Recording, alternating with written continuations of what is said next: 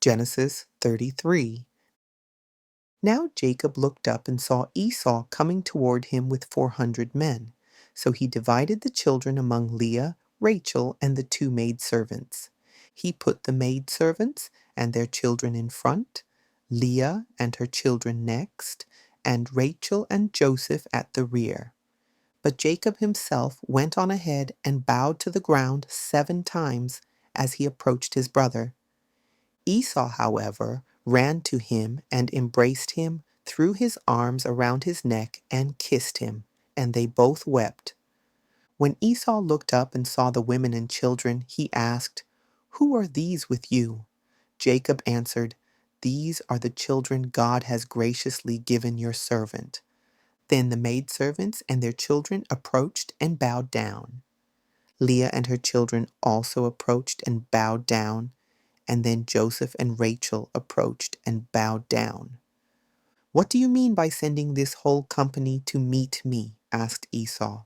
"To find favor in your sight, my lord," Jacob answered. "I already have plenty, my brother," Esau replied. "Keep what belongs to you."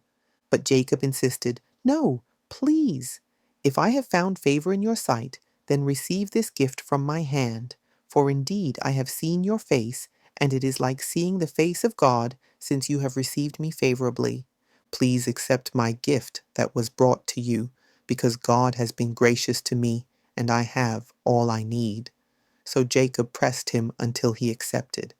Then Esau said, "Let us be on our way, and I will go ahead of you." But Jacob replied, "My Lord knows that the children are frail, and I must care for sheep and cattle that are nursing their young. If they are driven hard for even a day, all the animals will die. Please let my Lord go ahead of his servant. I will continue on slowly at a comfortable pace for the livestock and children until I come to my Lord at Seir." "Let me leave some of my people with you," Esau said. But Jacob replied, "Why do that? Let me find favor in the sight of my Lord." So that day Esau started on his way back to Seir, but Jacob went on to Succoth, where he built a house for himself and shelters for his livestock. That is why the place was called Succoth.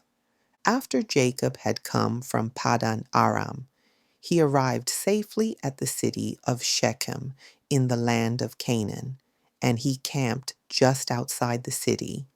And the plot of ground where he pitched his tent, he purchased from the sons of Hamor, Shechem's father, for 100 pieces of silver. There he set up an altar and called it El Elohe Israel,